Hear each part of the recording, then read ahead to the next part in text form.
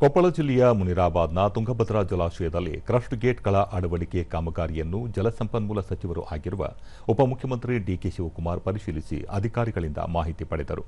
ಈ ವೇಳೆ ಸಚಿವರಾದ ಶಿವರಾಜ್ ತಂಗಡಗಿ, ಕೆಎಚ್ ಮುನಿಯಪ್ಪ, ಈಶ್ವರ್ ಖಂಡ್ರೆ, ಸಂಸದರಾದ ಕೆ ರಾಜಶೇಖರ ಹಿಟ್ನಾಳ್, ಇ ತುಕಾರಾಂ, ಶಾಸಕರಾದ ಎಚ್ಆರ್ ಗವಿಯಪ್ಪ, ಎಂಪಿ ಲತಾ, ಡಾ ಎನ್ಟಿ ಶ್ರೀನಿವಾಸ್, ಅನ್ನಪೂರ್ಣ ತುಕಾರಾಂ, ಮಾಜಿ ಸಚಿವ ಅಮರೇಗೌಡ ಬಯ್ಯಾಪುರ, ಜಿಲ್ಲಾಧಿಕಾರಿಗಳಾದ ಡಾ ಬಿ ಸುರೇಶ್, ಕವಿತಾ ಮನ್ನಿಕೇರಿ ಸೇರಿದಂತೆ ಹಿರಿಯ ಅಧಿಕಾರಿಗಳು ಉಪಸ್ಥಿತರಿದ್ದರು.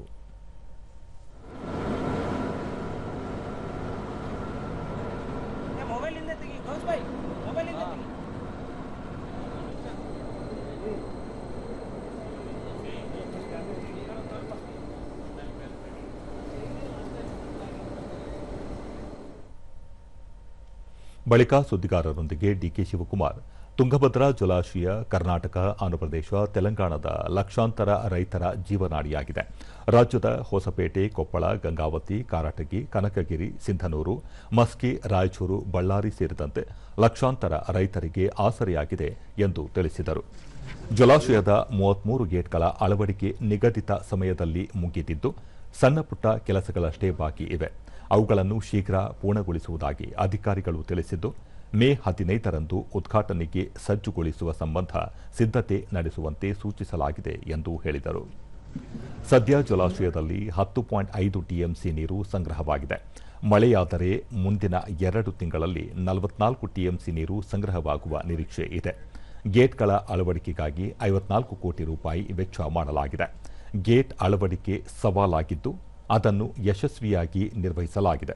ಇದಕ್ಕಾಗಿ ಜಿಲ್ಲಾ ಉಸ್ತುವಾರಿ ಸಚಿವರು, ಗುತ್ತಿಗೆದಾರರು ಸೇರಿದಂತೆ ಅಧಿಕಾರಿಗಳನ್ನು ಅಭಿನಂದಿಸುವುದಾಗಿ ತಿಳಿಸಿದರು. 4 ಟಿಎಂಸಿಯಷ್ಟು ತುಂಬಲಿಕ್ಕೆ ಅವಕಾಶ ಇದೆ. ಇದಕ್ಕೆ 54 ಕೋಟಿ ರೂಪಾಯಿ ಈಗಾಗಲೇ ಖರ್ಚು ಮಾಡಿದ್ದೀವಿ, ಬರೀ ಗೇಟ್ ಮಾತ್ರ. ಒಟ್ಟು ನಿಮ್ಗೆ ಗೊತ್ತಿದೆ, ಈಗಾಗಲೇ 64-34 ಆ ರೇಷಿಯೋನಲ್ಲಿ 2 ರಾಜ್ಯಗಳು ಇದಕ್ಕೆ ಬಂಡವಾಳ ಹಾಕ್ತಾ ಇದ್ದೀವಿ. ನಾನು ಅವ್ರಿಗೆ, ನಮ್ಮ ಡ್ಯಾಮ್ ಅವ್ರಿಗೆ ಫ್ರೀ ಕೊಟ್ಟಿದ್ದೀನಿ.